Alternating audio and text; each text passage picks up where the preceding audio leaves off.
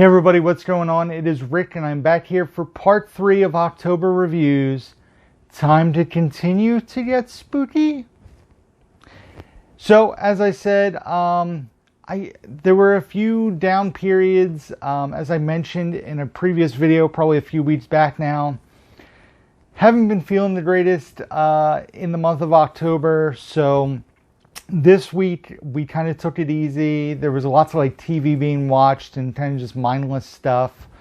But we did watch 5 movies, and 3 of the 5 were first time watches for me. All horror this time, nothing not horror. So we're going to dive right in, and the first movie we will talk about is 13 Ghosts. This is a spoiler for next week's review video. 13 Ghosts, which stars Matthew Lillard, Shannon Elizabeth, Tony Shalhoub. I was in this. I watched 13 Ghosts in my late teenage years, probably early 20s. It came out, I want to say, in 97.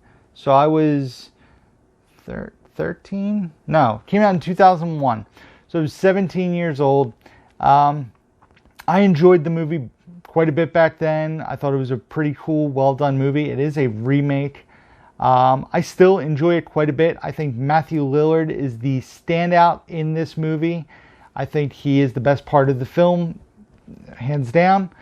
I'm glad that he also does not take the over-the-top comedic route in this movie. There are a few funny things that he says or does, but the movie is pretty much straightforward, a horror film. They actually had a female rapper, Rah Digga, in the movie, who was the comic relief, if you will. And even then, she wasn't over-the-top funny. It was mainly just a horror movie. I love that this movie was made with practical effects and not a ton of CGI. There are aspects of CGI in the film, but a lot of the locked up ghosts are practical, which I love.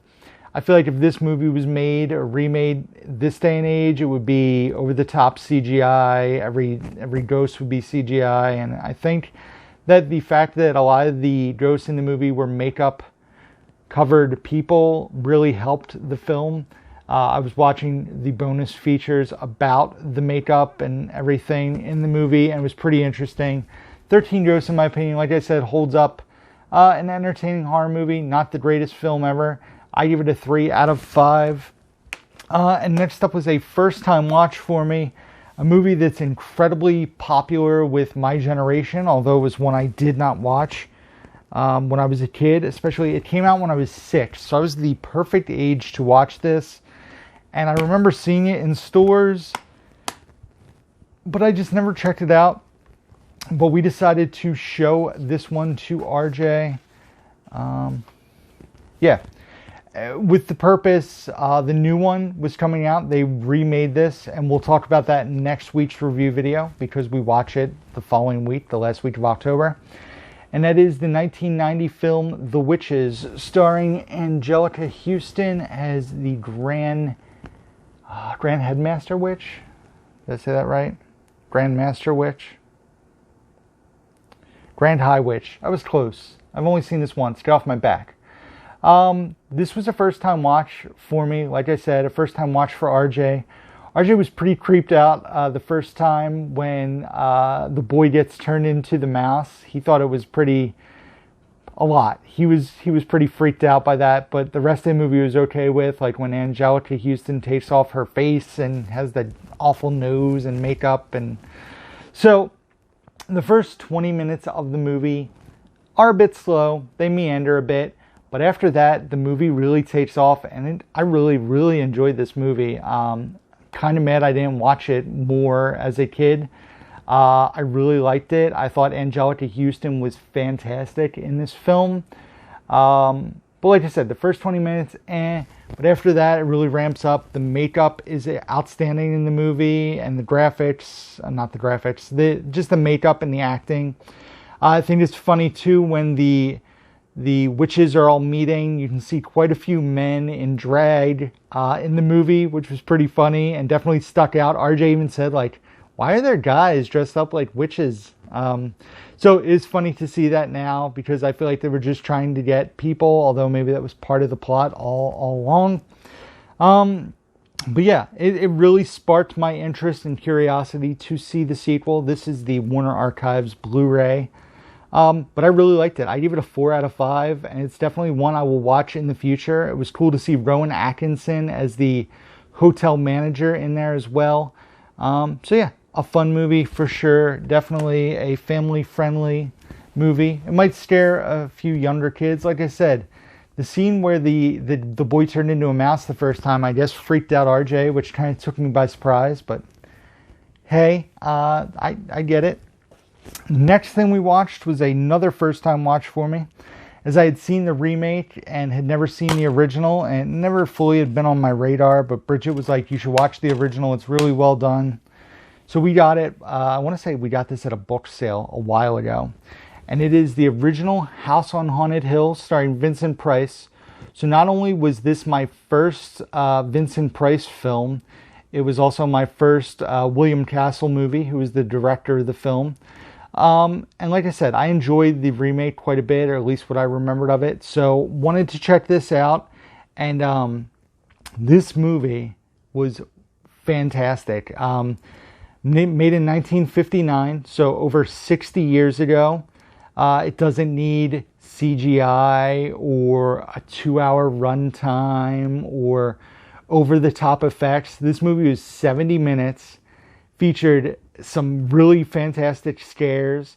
Vincent Price is outstanding in this movie. Carol Omar, I believe, who plays his wife in the film, is pretty much, I would say she's quite a looker.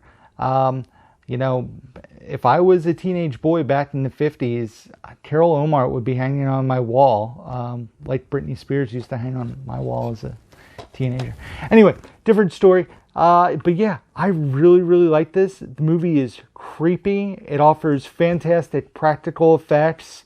And just, wow. Like, this movie took me by surprise how much I enjoyed it.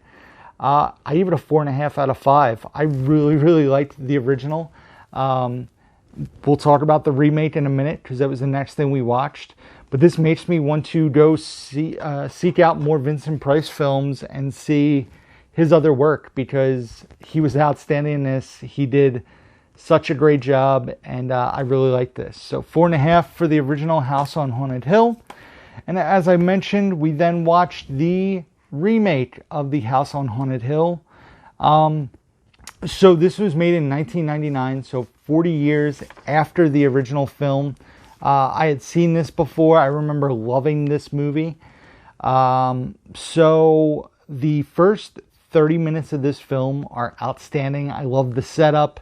I love the amusement park stuff with the Incredible Hulk roller coaster in Islands of Adventure, basically being part of this movie. And it sets up where the main character, Stephen Price, which is homage to Vincent Price, is like a big amusement park guy and a big shot, and he ends up, you know, hosting the House of People, just like the original one. There are nods to the original with certain scenes, but the movie takes on its own thing. It's not like a rehash of the original.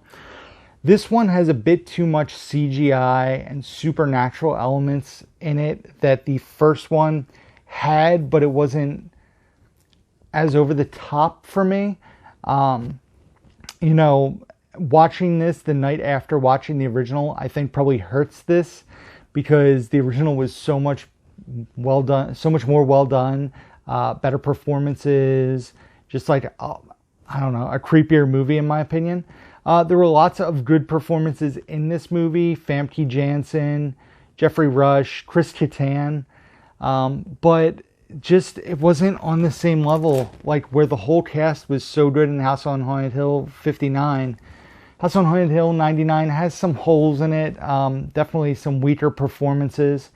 I give this a 3. I recommend watching the original. Like I said, 4.5 for me. This still sticks to not an overlong runtime, which is nice. They didn't make a 75-minute movie 3 hours. They made it 93 minutes, so not too much more. Like I said, the first half an hour, fantastic.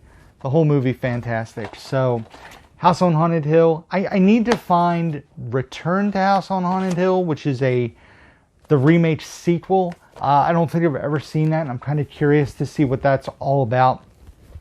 And then the last thing we watched was a horror comedy, and it is called Snatchers. Snatchers is about, let's see, I don't want to get her name wrong. Sarah, who is the lead actress there, who's obsessed with her ex-boyfriend Skylar, and basically she gives in to temptation. Skylar and Sarah have sex for the first time, and then the next day she wakes up fully pregnant, and she finds out that it's not a normal baby. I'll leave it at that. That is the setup. This movie was so much fun. It was hilarious. It was gory. It was just a fun time. The girl who plays Sarah, I don't even know her name. I should have looked it up. I'm going to guess it's Mary Neppy, because that's the main actress in here. Was awesome. She was the highlight of the movie. And the bonus features were fun in this. We checked out some of the bonus features. This was just a really fun film. It's like, I saw it described as a cross between Mean Girls, Assassination Nation, and every body snatcher film ever made. I think that's pretty accurate. It's an R-rated film, so there's gritty humor, there's lots of gore, and it's just a fun time. It doesn't need any major stars. There's no major star in this film.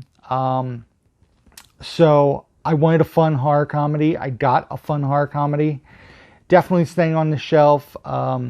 It's horror, sci-fi, combined with comedy. Just a fun time. And I really recommend this. If you guys have it, check it out. If you don't, if you're a streamer, it's on HBO Max. But I would recommend finding the physical copy and watching it. I gave it a 3.5 out of 5. It is staying on the shelf. Is definitely one I could see myself watching in the future. A fun time. And that is it, guys. So that is everything we watched the third week of October 2020. Thank you guys, as always, for watching. Be sure to give this video a thumbs up right over there. Also, subscribe around there if you don't do so already.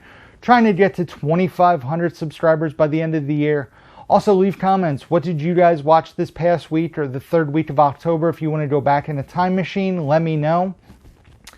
Also, check out the description box down below where you can find links to my Facebook, Instagram, Twitter, Letterboxd, where I rate and review all the movies we watch, as well as my Blu-ray.com profile, my Amazon wishlist, eBay page, email address, P.O. box can all be found down below. And that is it. So as always, until next time, guys, who's down to movie?